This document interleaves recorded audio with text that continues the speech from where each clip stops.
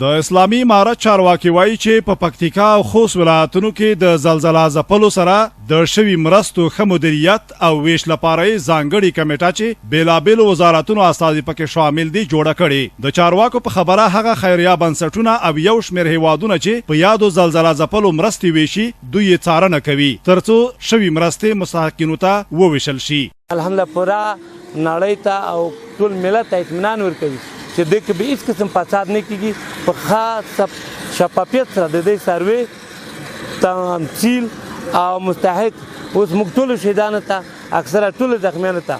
یو شهید ته 1 لک روپۍ تر 10,000 پورې او زخمی ته 50,000 ټولو ته اکثره رسولي دي.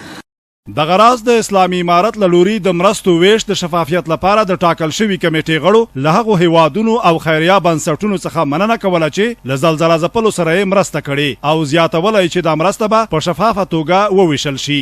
موږ اوس د برملې ولسوالۍ چې د پکتیکا ولایت مربوط دلته یو نو دلته الحمدلله چې کوم زموږ دغه د موادو غذایي او غیر غذایي موادو انتقال او توزیع او سروي دا الحمدلله ډیر شفاف روانه ده او دلته چې کوم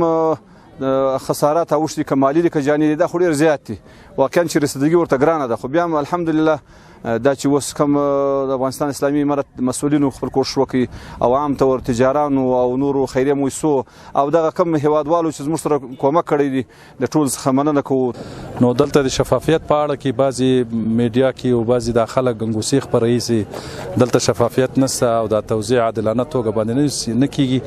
موږ خو چې دلته د حالت ولیدل موږ 2-3 ځایو کې توزیع کیمپو ته ځان راورسول سپیرې ولسوالۍ ته ولاړو او دلته بیا هغه ته رالو برملې ته رالو. دلته الحمدلله د موضوع ډیر په شفافه توګه باندې روانه ده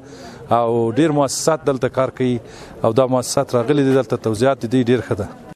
دا په داسې حال کې ده چې د تیرې چهارشنبې په شپه پکتیکا او خوست ولایتونو کې شدید زلزلې چې زرګونو خلکو ته یې مرګ ژوبله واړوله له هغې وروسته د زیانمنو لپاره په بېلابېلو لارو چارو د مرستو د راټولولو کمپاینونه پیل شوي هم په شخصي توګه د عام افغانانو مشهورو ورزشي لوبغاړو سیاستوالو او فعالو له لوري او هم د دولتونو په کچه خو هڅه دا ده چې مرستې مستحقو خلکو ته په شفافه توګه وویشل شي.